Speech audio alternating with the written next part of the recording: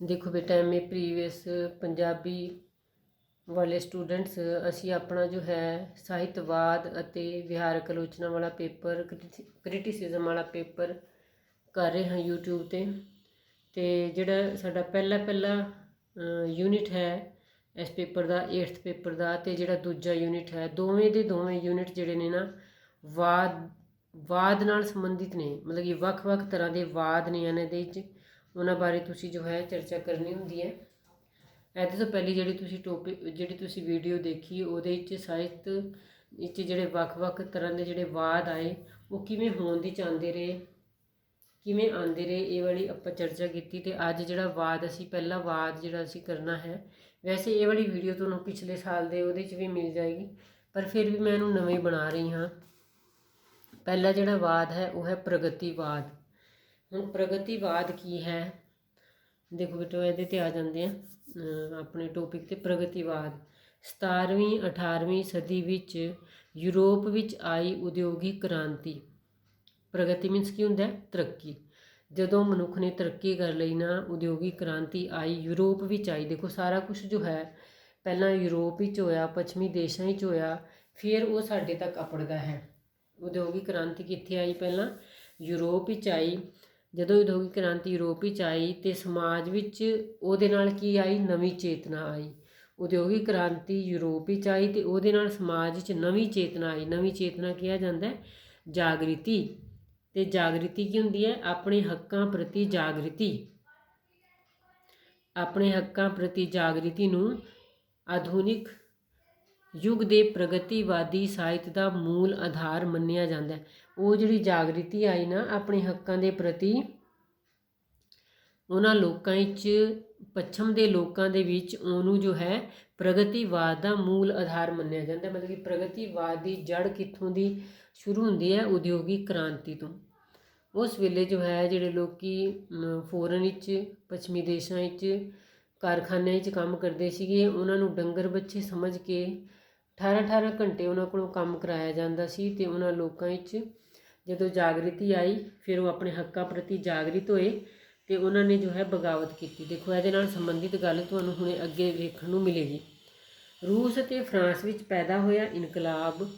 ਰੂਸ ਅਤੇ ਫਰਾਂਸ ਵਿੱਚ ਪੈਦਾ ਹੋਇਆ ਇਨਕਲਾਬ ਤੁਹਾਨੂੰ ਪਤਾ ਹੈ ਕਾਰਲ ਮਾਰਕਸ ਦਾ ਸੰਬੰਧ ਰੂਸ ਨਾਲ ਹੈ ਵਿੱਚ ਪੈਦਾ ਹੋਇਆ ਇਨਕਲਾਬ। ਤੇ ਫਿਰ ਡਾਕਟਰ ਫਰਾਇਡ ਦਾ ਮਨੋਵਿਗਿਆਨ। ਡਾਕਟਰ ਫਰਾਇਡ ਦਾ ਨਾਮ ਤੁਸੀਂ ਜੋ ਹੈ ਅਜੇ ਨਹੀਂ ਸੁਣਿਆ ਤੁਸੀਂ ਐਤਕੀ ਸੁਣੋਗੇ ਤੁਸੀਂ ਮਨੋਵਿਗਿਆਨ ਵਾਲੇ ਕੁਐਸਚਨ ਵਿੱਚ। ਡਾਕਟਰ ਫਰਾਇਡ ਜੋ ਹੈ ਉਹਨੇ ਮਨੋਵਿਗਿਆਨ ਸੰਬੰਧੀ ਨਵੀਆਂ ਧਾਰਨਾਵਾਂ ਪੇਸ਼ ਕੀਤੀਆਂ। ਚੇਤਨ ਅਤੇ ਅਵਚੇਤਨ ਮਨ ਨਾਲ ਸੰਬੰਧਿਤ ਅਤੇ ਸਾਇੰਸ ਦੀਆਂ ਹੈਰਾਨ ਕਰਨ ਵਾਲੀਆਂ ਕਾਢਾਂ ਅਤੇ ਸਾਇੰਸ ਵਿੱਚ ਵਿਗਿਆਨ ਵਿੱਚ ਜਿਹੜੀਆਂ ਬੜੀ ਹੈਰਾਨੀਜਨਕ ਜਿਹੜੀਆਂ ਖੋਜਾਂ ਹੋਈਆਂ ਨਾ ਉਹਨਾਂ ਦੀ ਭੂਮਿਕਾ ਪ੍ਰਗਤੀਵਾਦ ਦੇ ਵਿੱਚ ਅਹਿਮ ਰੋਲ ਅਦਾ ਕਰਦੀ ਹੈ। ਮਤਲਬ ਕਿ ਉਹਨਾਂ ਦੀ ਭੂਮਿਕਾ ਬਾਕਮਾਲ ਹੈ ਪ੍ਰਗਤੀਵਾਦ ਦੇ ਵਿੱਚ। ਪ੍ਰਗਤੀ ਅਤੇ ਵਾਦ ਨੂੰ ਜਦੋਂ ਤੁਸੀਂ ਤੋੜਦੇ ਹੈਗੇ ਹੋ ਇਹਨਾਂ ਸ਼ਬਦਾਂ ਨੂੰ ਤੇ ਇਹਦਾ ਪ੍ਰਗਤੀ ਦਾ ਮਤਲਬ ਹੁੰਦਾ ਤਰੱਕੀ। ਜਦੋਂ ਤੋਂ ਮਨੁੱਖ ਨੇ ਤਰੱਕੀ ਕਰ ਲਈ ਸੀ। ਤੇ ਅੱਗੇ ਵੇਖੋ ਜੇਕਰ ਅਸੀਂ ਭਾਰਤੀ ਸਾਹਿਤ ਦੀ ਗੱਲ ਕਰੀਏ ਤਾਂ ਮੱਧਕਾਲੀ ਸਾਹਿਤ ਵਿੱਚ ਆਮ ਕਰਕੇ ਪੰਜਾਬੀ ਸਾਹਿਤ ਵਿੱਚ ਪ੍ਰਗਤੀਵਾਦੀ ਅੰਸ਼ ਵੇਖਣ ਨੂੰ ਮਿਲਦੇ ਨੇ। ਹੁਣ ਦੇਖੋ ਬੇਟਾ ਭਾਰਤੀ ਲੋਕ ਤੇ ਬੜੇ ਭੋਲੇ ਭਾਲੇ ਸੀਗੇ ਨਾ ਤੁਹਾਨੂੰ ਪਤਾ ਹੈ ਪਰ ਫਿਰ ਵੀ ਦੇਖੋ ਇਹ ਪ੍ਰਗਤੀਵਾਦੀ ਜਿਹੜਾ ਅੰਸ਼ ਹੈ ਨਾ ਪ੍ਰਗਤੀਵਾਦ ਜਿਹੜਾ ਹੈ ਸਾਡੀ ਗੁਰਬਾਣੀ ਜੋ ਹੈ ਸਾਡੇ ਗੁਰੂ ਗ੍ਰੰਥ ਸਾਹਿਬ ਜੀ ਜਿਹੜੇ ਨੇ ਉਹਨਾਂ 'ਚ ਤੁਹਾਨੂੰ ਪਤਾ ਕਿ 36 ਮਹਾਂਪੁਰਖਾਂ ਦੀ ਬਾਣੀ ਦਰਜ ਹੈ। ਉਹਦੇ 'ਚ ਜਿਹੜੇ ਗੁਰੂ ਸਾਹਿਬਾਨ ਦੀ ਬਾਣੀ ਦਰਜ ਹੈਗੀ ਨਾ ਉਹਦੇ 'ਚ ਸਭ ਤੋਂ ਵੱਡੇ ਆਪਣੇ ਬਾਬਾ ਜੀ ਗੁਰੂ ਨਾਨਕ ਦੇਵ ਜੀ ਸਭ ਤੋਂ ਵੱਡੇ ਕ੍ਰਾਂਤੀਕਾਰੀ ਨੇ। ਗੁਰੂ ਨਾਨਕ ਦੇਵ ਜੀ ਆਪਣੇ ਸਮੇਂ 'ਚ ਆਪਣੇ ਹੱਕਾਂ ਪ੍ਰਤੀ ਉਹਨਾਂ ਨੇ ਲੋਕਾਂ ਨੂੰ ਆਵਾਜ਼ ਉਠਾਉਣਾ ਸਿਖਾਇਆ। ਉਹਨਾਂ ਨੇ ਬਰਾਬਰੀ ਦਾ ਉਹਨਾਂ ਨੂੰ ਸਬਕ ਪੜ੍ਹਾਇਆ ਕਿ ਤੁਸੀਂ ਸਾਰੇ ਬਰਾਬਰ ਹੈਗੇ ਹੋ। ਅਕਾਲ ਪੁਰਖ ਨੇ ਸਾਰਿਆਂ ਨੂੰ ਬਰਾਬਰ ਪੈਦਾ ਕੀਤਾ। ਯੂਰਪ ਵਿੱਚ ਉੱਧਰ ਚਲਦੀ ਰਹੀ ਪਰ ਆਪਣੇ ਇੱਥੇ ਜੋ ਹੈ ਦੇਖੋ ਆਪਣੇ ਮੱਧਕਾਲ ਵਿੱਚ ਸਾਡਾ ਜਿਹੜਾ ਗੁਰਮਤਿ ਕਾਵਿ ਵਾਲਾ ਲਿਟਰੇਚਰ ਹੈ ਤੇ ਉਹਦੇ 'ਚ ਤੁਸੀਂ ਭਗਤ ਕਬੀਰ ਨੂੰ ਦੇਖੋ। ਭਗਤ ਕਬੀਰ ਨੀਵੀਂ ਜਾਤ ਵਿੱਚ ਪੈਦਾ ਹੋ ਕੇ ਦੇਖੋ ਉਹਦੇ ਅੰਦਰ ਜਾਗ੍ਰਿਤੀ ਆਈ। ਉਹਨੇ ਆਪਣੇ ਹੱਕ ਦੀ ਗੱਲ ਕੀਤੀ। ਰਵਿਦਾਸ ਜੀ ਨੂੰ ਦੇਖੋ ਗੁਰੂ ਅਰਜਨ ਦੇਵ ਜੀ ਤੇ ਸਾਡੇ ਗੁਰੂ ਗੋਬਿੰਦ ਸਿੰਘ ਜੀ ਸਭ ਤੋਂ ਵੱਡੇ ਕ੍ਰਾਂਤੀਕਾਰੀ ਨੇ। ਠੀਕ ਹੈ ਨਾ। ਇਸ ਤਰ੍ਹਾਂ ਜੋ ਹੈ ਪ੍ਰਗਤੀਵਾਦ ਦਾ ਜਿਹੜਾ ਅੰਸ਼ ਹੈ ਉਹ ਸਾਨੂੰ ਮੱਧਕਾਲੀ ਲਿਟਰੇਚਰ ਵਿੱਚ ਵੇਖਣ ਨੂੰ ਮਿਲਦਾ ਹੈ। ਗੁਰੂ ਸਾਹਿਬਾਨ ਅਤੇ ਭਗਤ ਕਵੀਆਂ ਅਤੇ ਸੂਫੀ ਕਵੀਆਂ ਵਿੱਚ ਪ੍ਰਗਤੀਵਾਦੀ ਅੰਸ਼ ਜਿਹੜੇ ਨੇ ਉਹਨਾਂ ਦੇ ਲਿਟਰੇਚਰ ਵਿੱਚ ਵੇਖੇ ਜਾ ਸਕਦੇ ਨੇ। ਪਰੰਤੂ ਇਹਨਾਂ ਦਾ ਦ੍ਰਿਸ਼ਟੀਕੋਣ ਜਿਹੜਾ ਸੀਗਾ ਨਾ, ਦੇਖੋ ਉਸ ਵੇਲੇ ਜਿਹੜਾ ਆਮ ਤੌਰ 'ਤੇ ਬੇਟਾ ਲਿਟਰੇਚਰ ਲਿਖਿਆ ਜਾਂਦਾ ਸੀਗਾ ਨਾ, 15ਵੀਂ 16ਵੀਂ 17ਵੀਂ ਸਦੀ 'ਚ ਜਿਹੜਾ ਲਿਟਰੇਚਰ ਲਿਖਿਆ ਜਾਂਦਾ ਸੀ, ਉਹਦਾ ਜਿਹੜਾ ਹੈ ਬਾਹਰੀ ਢਾਂਚਾ ਆਮ ਤੌਰ 'ਤੇ, ਜੇਕਰ ਉਹ ਲਿਟਰੇਚਰ ਅਧਿਆਤਮਿਕ ਨਹੀਂ ਵੀ ਹੁੰਦਾ ਸੀ ਨਾ, ਉਹਦਾ ਬਾਹਰੀ ਢਾਂਚਾ ਅਧਿਆਤਮਿਕ ਬਣਾਉਣਾ ਪੈਂਦਾ ਸੀਗਾ, ਕਿਉਂਕਿ ਉਸ ਵੇਲੇ ਦੇ ਸਮਾਜ ਵਿੱਚ ਜੋ ਹੈ ਹੋਰ ਕਿਸੇ ਵੀ ਤਰ੍ਹਾਂ ਦੀ ਗੱਲ ਕਰਨੀ ਪ੍ਰਵਾਨ ਨਹੀਂ ਹੁੰਦੀ ਸੀ, ਸਿਰਫ ਧਾਰਮਿਕ ਗੱਲ ਹੀ ਕੋਈ ਵੀ ਕਰ ਸਕਦਾ ਸੀਗਾ। ਅਤੇ ਇਸ ਤਰ੍ਹਾਂ ਜੋ ਹੈ ਉਹਨਾਂ ਦਾ ਢਾਂਚਾ ਜਿਹੜਾ ਸੀ, ਗੁਰਬਾਣੀ ਤੇ ਦਾ ਢਾਂਚਾ ਜਿਹੜਾ ਹੈ ਉਹ ਅਧਿਆਤਮਿਕ ਹੈ। ਅਤੇ ਇੰਟਰਨਲ ਵਿੱਚ ਇਹ ਨਹੀਂ ਹੈ ਕਿ ਸਿਰਫ ਅੰਦਰ ਇਹ ਅਧਿਆਤਮਿਕ ਹੀ ਗੱਲਾਂ ਨੇ, ਗੁਰਬਾਣੀ ਦੇ ਅੰਦਰ ਆਰਥਿਕ, ਸਮਾਜਿਕ, ਰਾਜਨੀਤਿਕ ਸਾਰੇ ਪੱਖਾਂ ਨੂੰ ਲੈ ਕੇ ਗੁਰੂ ਸਾਹਿਬਾਨ ਚੱਲਦੇ ਨੇ ਅਤੇ ਲੋਕਾਂ ਨੂੰ ਅਵੇਅਰ ਕਰਦੇ ਨੇ, ਆਮ ਜਨਤਾ ਨੂੰ ਅਵੇਅਰ ਕਰਦੇ ਨੇ ਉਹਨਾਂ ਦੇ ਹੱਕਾਂ ਦੇ ਲਈ। ਅਤੇ 20ਵੀਂ ਸਦੀ ਦੇ ਪ੍ਰਗਤੀਵਾਦੀ ਸਾਹਿਤ ਦਾ ਦ੍ਰਿਸ਼ਟੀਕੋਣ ਬਾਹਰ ਮੁਖੀ ਯਥਾਰਥਵਾਦ ਭਾਵ, ਹੁਣ ਮਤਲਬ ਕਿ 20ਵੀਂ ਸਦੀ 'ਚ ਇਹ ਉੱਪਰ 'ਤੇ ਜਿਹੜੀ ਗੱਲ ਕੀਤੀ ਉਹ ਅਸੀਂ ਗੱਲ ਕੀਤੀ 15ਵੀਂ 16ਵੀਂ ਸਦੀ ਦੀ, ਜਦੋਂ ਗੁਰਮਤਿ ਕਾਵਿਧਾਰਾ ਹੋਣ ਦੀ ਸੀਗੀ। ਅਤੇ ਜਦੋਂ ਅਸੀਂ ਪ੍ਰਗਤੀਵਾਦ ਜਦੋਂ ਅੰਗਰੇਜ਼ਾਂ ਕੋਲੋਂ ਆਪਣੇ ਭਾਰਤੀ ਲੋਕ ਪੜ੍ਹ ਲਿਖ ਗਏ ਨਾ, ਉਹਨਾਂ ਨੇ ਵੀ ਪੜ੍ਹਾਈ ਆਰੰਭ ਕੀਤੀ, ਭਾਰਤੀ ਲੋਕਾਂ ਨੇ ਵੀ, ਮਤਲਬ ਅੰਗਰੇਜ਼ਾਂ ਨੇ ਪੜ੍ਹਾਇਆ ਆਪਣੇ ਲਾਲਚ ਨੂੰ ਸੀਗਾ। ਉਸ ਵੇਲੇ ਜਦੋਂ ਫਿਰ ਇਹ ਲਿਟਰੇਚਰ ਲਿਖਿਆ ਜਾਣਾ ਆਰੰਭ ਹੋਇਆ ਨਾ, ਲਿਟਰੇਚਰ ਬੁੱਧੀਜੀਵੀ ਲੋਕਾਂ ਨੇ ਜਦੋਂ ਲਿਟਰੇਚਰ ਲਿਖਣਾ ਆਰੰਭ ਕੀਤਾ, ਉਹਦੇ 'ਚ ਪ੍ਰਗਤੀਵਾਦੀ ਜਿਹੜਾ ਲਿਟਰੇਚਰ ਲਿਖਿਆ ਗਿਆ ਨਾ, ਉਹਦਾ ਦ੍ਰਿਸ਼ਟੀਕੋਣ ਬਾਹਰਮੁਖੀ ਪਦਾਰਥਵਾਦ ਸੀਗਾ। ਬਾਹਰਮੁਖੀ ਪਦਾਰਥ, ਅੰਤਰਮੁਖੀ ਤੇ ਹੋ ਗਿਆ ਆਤਮਾ ਨਾਲ ਸੰਬੰਧਿਤ, ਬਾਹਰਮੁਖੀ ਹੋ ਗਿਆ ਜੋ ਸਾਨੂੰ ਸਾਰਾ ਕੁਝ ਬਾਹਰ ਦਿਖ ਰਿਹਾ ਹੈ, ਭਾਵ ਭੌਤਿਕ ਸੰਸਾਰ, ਜੋ ਸੰਸਾਰ ਸਾਨੂੰ ਨਜ਼ਰ ਆ ਰਿਹਾ ਨਾ, ਉਹਨੂੰ ਵੀ ਉਹਦੀ ਤਰੱਕੀ ਨਾਲ ਸੰਬੰਧਿਤ ਹੈ। 20ਵੀਂ ਸਦੀ ਦਾ ਪ੍ਰਗਤੀਵਾਦ, ਸਮਝ ਆਈ ਬੇਟਾ? 20ਵੀਂ ਸਦੀ ਦਾ ਪ੍ਰਗਤੀਵਾਦ ਜੋ ਹੈ ਬਾਹਰਮੁਖੀ ਪਦਾਰਥਵਾਦ ਨਾਲ ਸੰਬੰਧਿਤ ਹੈ। ਹੁਣ ਪ੍ਰਗਤੀ ਜੋ ਹੈ ਮਨੁੱਖ ਦੇ ਮਤਲਬ ਕਿ ਪ੍ਰਗਤੀ ਇੰਟਰਨਲ ਵੀ ਹੋ ਸਕਦੀ ਹੈ, ਪ੍ਰਗਤੀ ਜੋ ਹੈ ਐਕਸਟਰਨਲ ਵੀ ਹੋ ਸਕਦੀ ਹੈ। ਹੁਣ ਇੱਥੇ ਬੇਟਾ ਪ੍ਰਗਤੀਵਾਦ ਬਾਰੇ ਮੈਂ ਤੁਹਾਨੂੰ ਇੱਕ ਗੱਲ ਹੋਰ ਦੱਸਦੀ ਹਾਂ ਕਿ ਰਾਜਨੀਤਿਕ ਖੇਤਰ ਵਿੱਚ ਨਾ, ਰਾਜਨੀਤਿਕ ਖੇਤਰ ਵਿੱਚ ਜਿਸ ਨੂੰ ਅਸੀਂ ਸਮਾਜਵਾਦ ਕਹਿੰਦੇ ਹੈਗੇ ਨਾ, ਜਿਹਦੇ ਸਮਾਜ ਦੇ ਭਲੇ ਦੀ ਗੱਲ ਚੱਲੀ ਉਦਯੋਗਿਕ ਕ੍ਰਾਂਤੀ ਤੋਂ ਬਾਅਦ, ਰਾਜਨੀਤਿਕ ਖੇਤਰ ਵਿੱਚ ਜਿਸ ਨੂੰ ਅਸੀਂ ਸਮਾਜਵਾਦ ਕਹਿੰਦੇ ਹਾਂ, ਸਾਹਿਤਕ ਖੇਤਰ ਵਿੱਚ ਉਸ ਨੂੰ ਅਸੀਂ ਪ੍ਰਗਤੀਵਾਦ ਕਹਿੰਦੇ ਹਾਂ। ਸਾਹਿਤਕ ਖੇਤਰ ਵਿੱਚ ਕੀ ਕਹਿੰਦੇ ਉਹਨੂੰ ਅਸੀਂ? ਪ੍ਰਗਤੀਵਾਦ। ਇਸ ਗੱਲ ਨੂੰ ਨਾ ਨੋਟ ਕਰ ਲੈਣਾ ਬੇਟਾ, ਠੀਕ ਹੈ?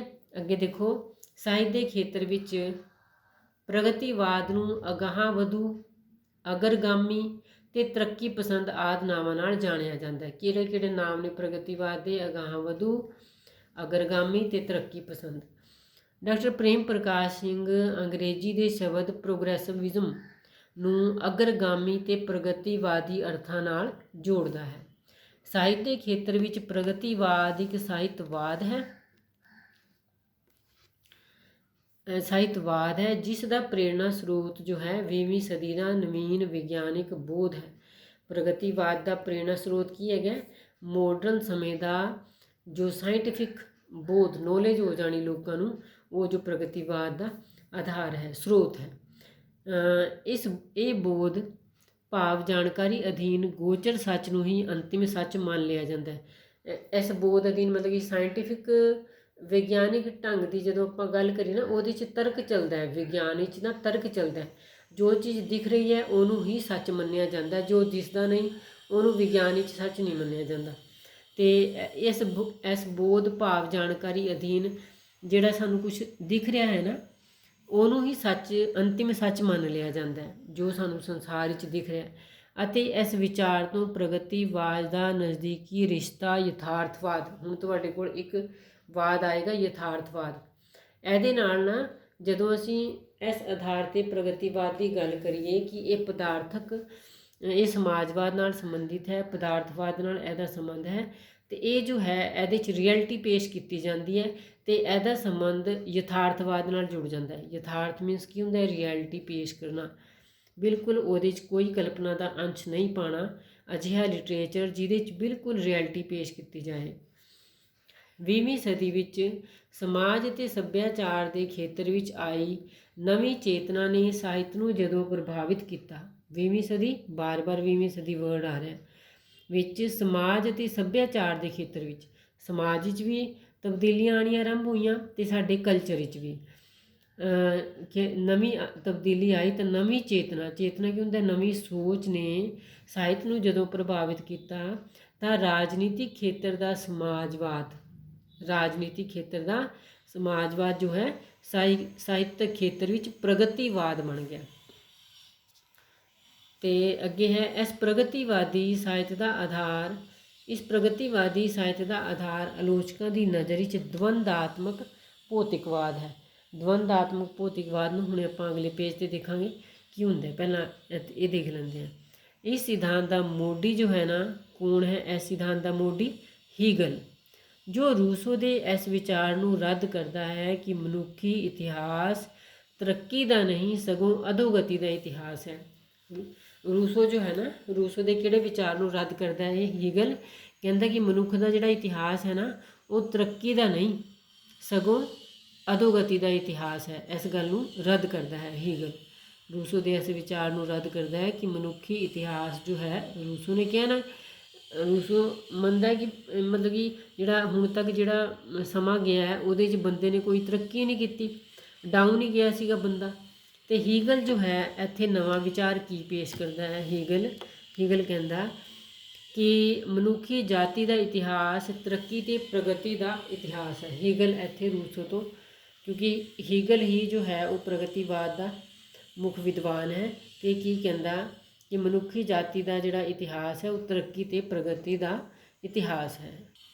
ਹੁਣ ਦੇਖੋ ਬੇਟਾ, ਜਿਹੜਾ ਆਪਾਂ ਵਰਡ ਪਿੱਛੇ ਯੂਜ਼ ਕੀਤਾ ਸੀ ਦਵੰਦਾਤਮਕ ਭੌਤਿਕਵਾਦ ਜਿਹੜਾ ਵਰਡ ਹੈ ਨਾ, ਇਹ ਤੁਸੀਂ ਇਹਨਾਂ ਵਾਦਾਂ ਵਿੱਚ ਸੁਣਦੇ ਰਹੋਗੇ ਇਸ ਵਰਡ ਨੂੰ ਆਮ ਤੌਰ 'ਤੇ। ਦਵੰਦਾਤਮਕ ਭੌਤਿਕਵਾਦ ਨੂੰ ਅੰਗਰੇਜ਼ੀ ਵਿੱਚ ਡਾਇਲੈਕਟੀਕਲ ਮੈਟੀਰੀਅਲਿਜ਼ਮ ਕਿਹਾ ਜਾਂਦਾ ਹੈ। ਇਸ ਸਿਧਾਂਤ ਅਨੁਸਾਰ ਇਹ ਮੰਨਿਆ ਜਾਂਦਾ ਹੈ ਕਿ ਹਰ ਵਸਤੂ ਦੀ ਹੋਂਦ ਦੇ ਸਮੇਂ ਤੋਂ ਹੀ ਉਸ ਵਿੱਚ ਕੁਝ ਵਿਰੋਧੀ ਤੱਤ ਵਿਰਾਜਮਾਨ ਹੁੰਦਾ ਹੈ। ਮਤਲਬ ਕਿ ਜਦੋਂ ਵੀ ਇੱਥੇ ਆਪਾਂ ਇਹ ਗੱਲ ਕਰ ਲਈਏ ਕਿ ਕੋਈ ਵੀ ਵਸਤੂ ਹੁੰਦੀ ਹੈ ਨਾ, ਵਸਤੂ ਕੀ, ਕੋਈ ਵੀ ਕਿਸੇ ਦਾ ਵੀ ਵਿਚਾਰ ਵੀ ਕੋਈ ਹੋਏ ਨਾ, ਉਹਦਾ ਵੀ ਕੋਈ ਨਾ ਕੋਈ ਵਿਰੋਧੀ ਜ਼ਰੂਰ ਹੁੰਦਾ। ਇੰਜ ਨਹੀਂ ਹੁੰਦਾ ਕਿ ਸਾਰੇ ਸਾਡੇ ਨਾਲ ਸਹਿਮਤ ਹੁੰਦੇ ਨੇ। ਤੇ ਜਦੋਂ ਤੱਕ ਸਾਡੀ ਕੋਈ ਆਲੋਚਨਾ ਨਹੀਂ ਨਾ ਕਰਦਾ, ਅਸੀਂ ਉਦੋਂ ਤੱਕ ਤਰੱਕੀ ਕਰਦੇ ਵੀ ਨਹੀਂ। ਜੇਕਰ ਅਸੀਂ ਇੰਜ ਸੋਚੀ ਜਾਵਾਂਗੇ ਕਿ ਸਾਰੇ ਸਾਡੀ ਪ੍ਰਸ਼ੰਸਾ ਕਰ ਰਹੇ ਨੇ, ਉਹ ਕਦੇ ਵੀ ਤਰੱਕੀ ਨਹੀਂ ਕਰ ਸਕਦਾ। ਹੁਣ ਦੇਖੋ, ਜਿਵੇਂ ਆਪਣੀ ਹੁਣ ਗੌਰਮੈਂਟ ਹੈਗੀ ਹੈ ਕਿ ਉਹਦੀ ਕੋਈ ਜੇਕਰ ਕੋਈ ਥੋੜ੍ਹੀ ਜਿਹੀ ਵੀ ਉਹਦੀ ਆਲੋਚਨਾ ਕਰਦਾ ਹੈ ਗੌਰਮੈਂਟ ਦੀ, ਉਹਨੂੰ ਹੀ ਜੋ ਹੈ ਜੇਲ੍ਹ ਵਿੱਚ ਡੱਕ ਦਿੱਤਾ ਜਾਂਦਾ ਹੈ। ਤੇ ਇਸ ਤਰ੍ਹਾਂ ਕਰਕੇ ਕਦੇ ਤਰੱਕੀ ਨਹੀਂ ਹੁੰਦੀ ਜੇਕਰ ਬੰਦੇ 'ਚ ਇਹ ਬਰਦਾਸ਼ਤ ਨਹੀਂ ਨਾ ਕਰ ਸਕਦਾ ਉਹ ਕਿ ਮੇਰੀ ਕੋਈ ਆਲੋਚਨਾ ਕਿਉਂ ਕਰ ਰਿਹਾ ਹੈ। ਜੇਕਰ ਕੋਈ ਤੁਹਾਡੀ ਆਲੋਚਨਾ ਕਰ ਰਿਹਾ ਹੈ, ਇਟ ਮੀਨਸ ਕਿ ਤੁਸੀਂ ਤਰੱਕੀ ਕਰੋਗੇ।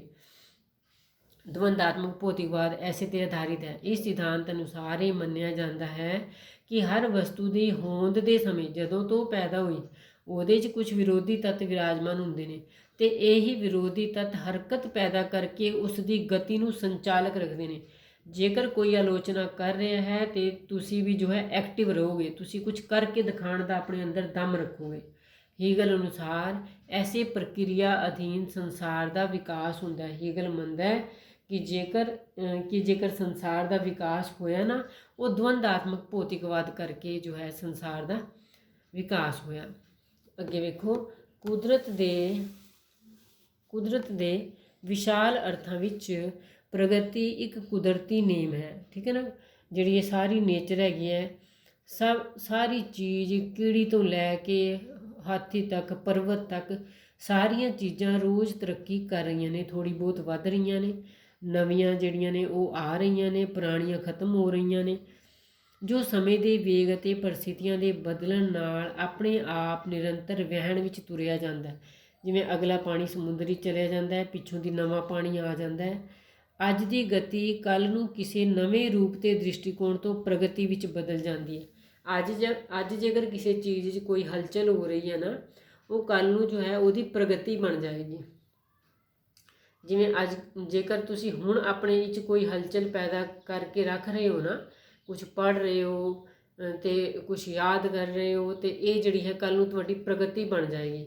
ਹਾਂ, ਜੇਕਰ ਤੁਹਾਡੇ ਅੰਦਰ ਕੋਈ ਗਤੀ ਨਹੀਂ, ਮਤਲਬ ਕਿ ਹੁਣ ਤੁਹਾਡੇ ਕੰਮ ਵਿੱਚ ਕੋਈ ਗਤੀ ਨਹੀਂ, ਉਹ ਕਦੇ ਪ੍ਰਗਤੀ ਨਹੀਂ ਬਣੇਗੀ। ਮੈਂ ਤਾਂ ਕਹਾਂਗੀ ਸਾਰਿਆਂ ਦੀ ਪ੍ਰਗਤੀ ਸਭ ਅੱਜ ਤੁਸੀਂ ਸਾਰੇ ਗਤੀ 'ਚ ਰਹੋ ਤੇ ਕੱਲ੍ਹ ਨੂੰ ਤੁਸੀਂ ਸਾਰੇ ਪ੍ਰਗਤੀ ਕਰੋ। ਪਰੰਤੂ ਸਾਹਿਤ ਵਿੱਚ ਪ੍ਰਗਤੀ ਤੋਂ ਭਾਵ ਹੈ ਕਿ ਇਸ ਨੂੰ ਸੀਮਾਬੱਧ ਕਰਕੇ ਇੱਕ ਵਿਚਾਰਧਾਰਾ ਦਾ ਰੂਪ ਦੇਣਾ। ਹੁਣ ਕਿਉਂਕਿ ਅਸੀਂ ਸਾਹਿਤਵਾਦ ਕਰ ਰਹੇ ਹਾਂ ਤੇ ਸਾਹਿਤਵਾਦ ਵਿੱਚ ਜੋ ਹੈ ਪ੍ਰਗਤੀ ਤੋਂ ਭਾਵ ਹੈ ਕਿ ਇਸ ਨੂੰ ਸੀਮਾਬੱਧ ਇੱਕ ਜਿਵੇਂ ਇਹਨੂੰ ਰੋਮਾਂਸਵਾਦ ਤੋਂ ਵੱਖ ਕਰਨਾ, ਇਹਨੂੰ ਮਾਰਕਸਵਾਦ ਤੋਂ ਵੱਖ ਕਰਨਾ। ਵੈਸੇ ਮਾਰਕਸਵਾਦ ਤੇ ਇਹ ਕਾਫੀ ਹੱਦ ਤੱਕ ਮਿਲਦੇ ਨੇ। ਇਹਨੂੰ ਯਥਾਰਥਵਾਦ ਤੋਂ ਵੱਖ ਕਰਨਾ ਸੀਮਾਬੱਧ ਹੁੰਦਾ। ਜਿਵੇਂ ਜਦੋਂ ਛੋਟੇ ਬੱਚੇ ਖੇਡਦੇ ਹੁੰਦੇ ਨੇ ਨਾ, ਉਹ ਲਾਈਨਾਂ ਲਗਾ ਲੈਂਦੇ ਨੇ, ਇੰਨਾ ਘਰ ਤੇਰਾ ਇੰਨਾ ਮੇਰਾ, ਸੀਮਾਬੱਧ ਕਰਨਾ। ਇਸੇ ਤਰ੍ਹਾਂ ਪ੍ਰਗਤੀਵਾਦ ਦੀ ਵੀ ਇੱਕ ਅਸੀਂ ਸੀਮਾ ਨਿਰਧਾਰਿਤ ਕਰ ਲੈਣੀ ਹੈ ਕਿ ਇਹ ਜਿਹੜੇ ਸਾਰੇ ਰੂਲਸ ਨੇ ਉਹ ਪ੍ਰਗਤੀਵਾਦੀ ਲਿਟਰੇਚਰ ਹੀ ਚਾਹੁੰਦੇ ਨੇ, ਇਹ ਜਿਹੜੇ ਸਾਰੇ ਰੂਲਸ ਨੇ ਉਹ ਰੋਮਾਂਸਵਾਦੀ ਲਿਟਰੇਚਰ ਹੀ ਚਾਹੁੰਦੇ ਨੇ, ਇਹ ਸਾਰੇ ਰੂਲਸ ਜਿਹੜੇ ਨੇ ਉਹ ਮਾਰਕਸਵਾਦੀ ਲਿਟਰੇਚਰ ਹੀ ਚਾਹੁੰਦੇ ਨੇ। ਸੀਮਾਬੱਧ ਕਰਨਾ ਪੈਂਦਾ ਇਹਨੂੰ। ਤੇ ਪ੍ਰਗਤੀਵਾਦੀ ਜਿਹੜੀ ਵਿਚਾਰਧਾਰਾ ਹੈ, ਪ੍ਰਗਤੀਵਾਦ ਵਿਅਕਤੀਵਾਦ ਨਾਲੋਂ ਸਮਾਜ ਨੂੰ ਪਹਿਲ ਦਿੰਦਾ ਹੈ।